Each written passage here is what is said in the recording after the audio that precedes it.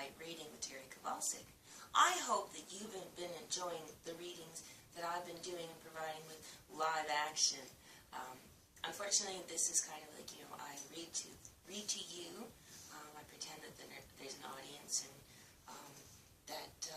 so it's a little bit more entertaining. Unfortunately, my cats do get in the way at times because, they're animals and they like to be paid attention to, especially when you're busy, right? Nod your head if yes. Yes, they do. Anyways, so we're reading, again, from Junior Hunters at Large, Year of the Sportsman, or Year of the Sportsman, Volume 2. This one I'm going to read, it's Kaylee and Dad get to go bighorn sheep hunting. Woo, woo! And I'm excited, and I thought I would throw this at you for all my anti-hunter people out there who are like, oh my gosh, I can't believe they're writing about that. Anyways, so here's my contribution to you. Okay, so with all your anti-hunting and your negative attitudes towards it, I highly encourage you to get your hunter number, which is taking the conservation and outdoor education test. Okay, and then once you pass that, you can purchase, every single year, your own hunting and fishing license. Actually, you don't really need to have your conservation and outdoor education test or certification to go fishing. And even if you don't go fishing, you could buy an annual fishing license, right? And there's a whole bunch of extra little things, like if you want to go salmon fishing in the river, it costs you like $25 or something, and you can go ocean fishing and pay X amount of dollars for a year, but never go, right? Because what you're doing, right, is you're helping maintain a level ecosystem. How about that, eh? So now, if you're going to do and be anti-hunting, the least you can do is help contribute to protecting the wildlife. And in that way, that's how you're doing it. Also, with your hunting license, okay? You can buy all the animal tags you want. You can buy a cougar tag, you can buy a bear tag, you can buy a grizzly bear tag. Well, actually, only if you have limited entry, right? And you can get an elk tag and a caribou tag. Let's see. Oh, blacktail, whitetail. Let's see. Yeah, so all kinds. And that way, what you're also doing is that you're, again, you're contributing to helping maintain a level ecosystem. And then you actually have a right to say something, right? If you're going to be anti-hunting and you don't contribute to maintaining a level ecosystem, then therefore what right do you have to dictate a way of life that I choose? Is actually, elk is the best type of meat that you can have. It's better than cow, and it doesn't go moo, and it's cleaner, healthier, no chemicals, no medication, no growth hormones, any of that stuff. So anyways, happy hunting and fishing, or helping maintain a level ecosystem, because I've now provided you a new way, because that's how I am. I love me in an apple tree. You will too one day. Just kidding. Junior Hunters at Large, people. Year of the Sportsman by Terri Kovalcik, found on any Amazon website. Chapter 22, Mountains of Molehills. I don't know how many times I'm going to have to tell you, Kaylee, that you can't take your bow with you on this bighorn sheep adventure. They'll probably be over 300 yards away. So let's get into the truck and go the long distance target range and practice 400-yard shots with your 308 rifle, Dad stated, holding the door open. I'm coming, but I can't find my pink rifle case, Kaylee complained. Why can't you use one of mine? Rolling her eyes, she replied, no, I can't, because when we take them out of the truck, we won't know which one is mine. Did you check by the gun locker, he asked. She replied, I thought it was in my room. Fine, I'll check there. Why can't you take care of my rifle and things for hunting? He said, if I didn't let you do, that yourself, how would you know how to take care of your equipment when you're older? You need to learn responsibility. Kaylee clomped down the stairs into the basement to the gun locker. She found it hanging up with the 6 other empty rifle cases. Opening the door, she saw her bullets and the clip on its labeled container, and her pink .308 rifle. After putting the rifle in its case, she added the clip and zipped it up. She put the extra bullets in her pockets. She noticed that the shooting bags were still in its spot. Well, I better grab those. It's good to have a secure rest when target practicing, Kaylee sighed. Dad shouted, "Are you done yet?" She put the sandbags in her backpack and proceeded up the stairs. "Looks like you forgot something," Dad replied. I don't use them." It didn't take long to get to the range, and Kaylee was grateful that she remembered the essentials. Shooting long distances takes skill, and that was something she needed to work on.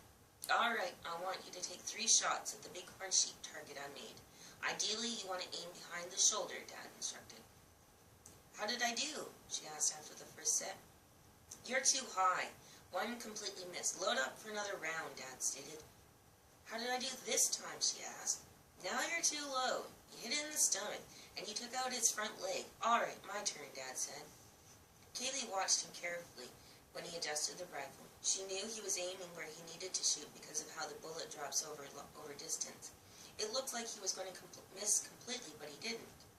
The second shot was slightly to the left, and then he placed one to the right of the center. "It looks like you pulled the rifle to the left and to the right after you did your first shot," she observed. Dad replied, "No, I didn't. I did that on purpose. It shows that I shot 3 times and pretty much in the same place. It's all good. Now it's your turn."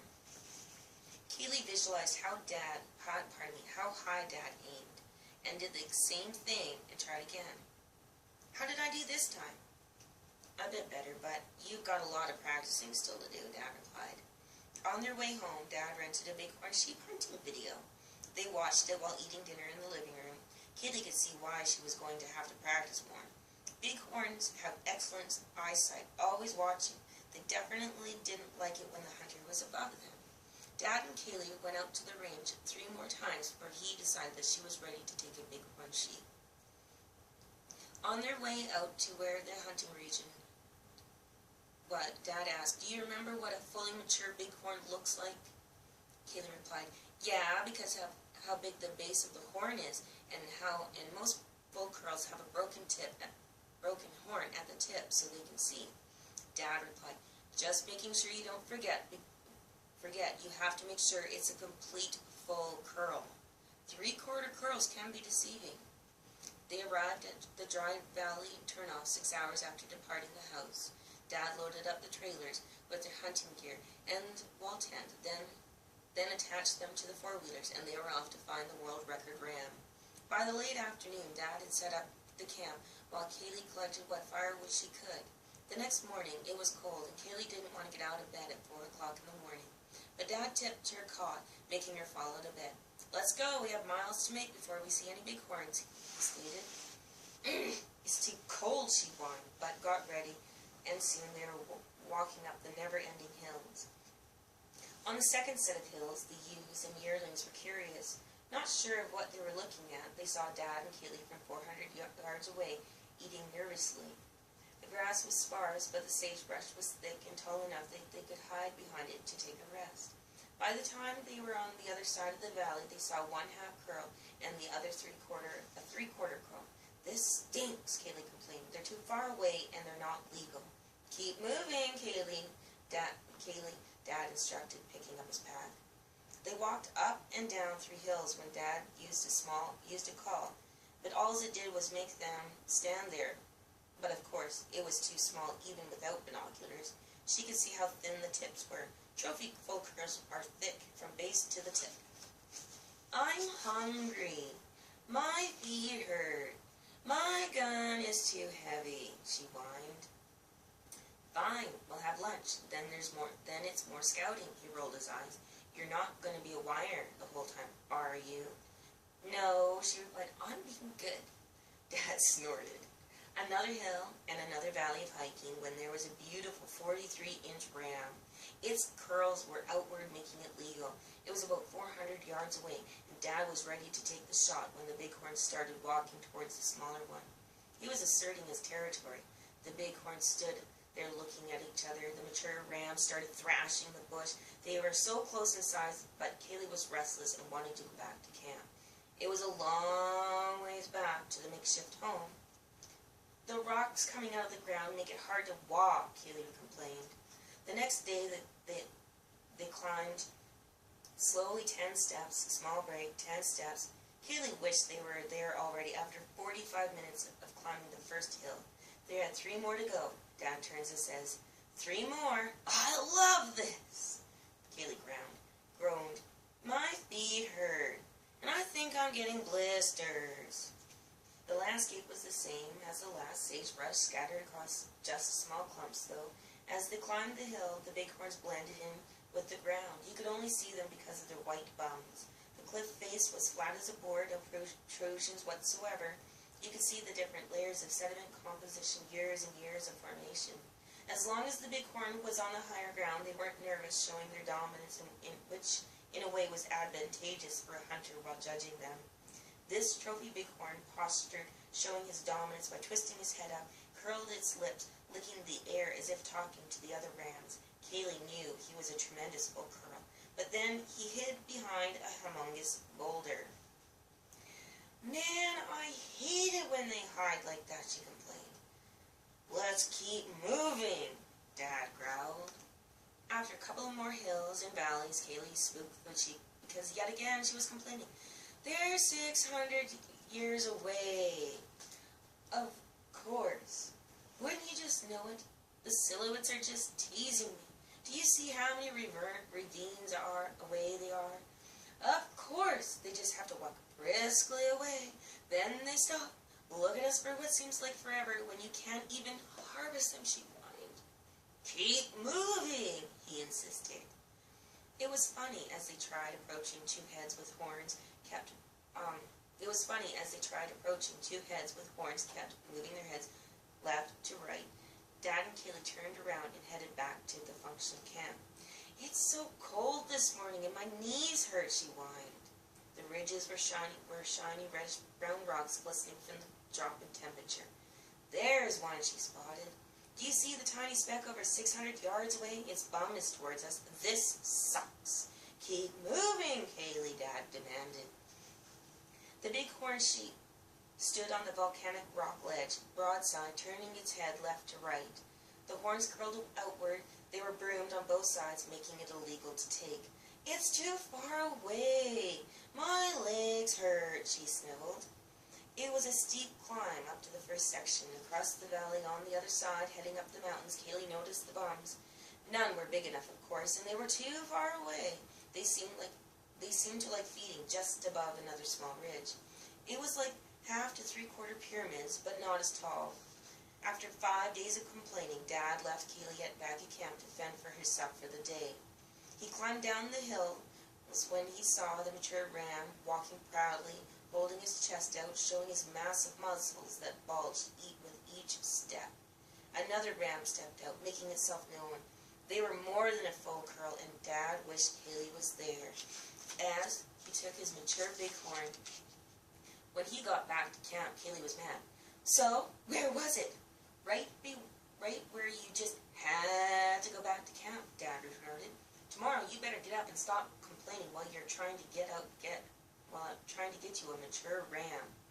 The range was whole rolls of hills, sparse in grass, flushed with rocks that made it easy to twist your ankle on which Kaylee did several times. She kept repeating, it's a long ways up, and it'll never end, and we'll never see anything. And if we do, we'll never take one because it's too far away, too small. Dad had enough and yelled, if you would have hunted with me when I got mine, you would have one. Get back to camp and shut up already. She knew he was mad. He never told her to shut up before. The tears that formed became steady streams rolling down her cheeks. She ran all the way back to camp, almost losing her balance. Dad couldn't keep up, taking him an hour to get back to camp. Kaylee had her things all packed and ready to go home. She barely spoke to him for the rest of the night as he salted the hide so he could turn it into a full mount. It wasn't until the next morning when he apologized. Kaylee had enough of the whole week. Whole walk up one hill, to walk down it, to climb another. I want to go home. Fine. Load up the trailers and we'll go home. I've heard enough of your whining to last me several months, he growled. On their way out, a hunter stopped them. I must have seen over 100 bighorns. Some were real beauties. Most of them were ewes and lambs. Kaylee scratched her face. Did you have a good time walking? The hunter looked puzzled and replied, It's not so bad. It is a long ways up after all. Nothing is easy about hunting bighorn sheep. She went, Yeah, I heard it all before. They stopped in an antique second-hand collectible store.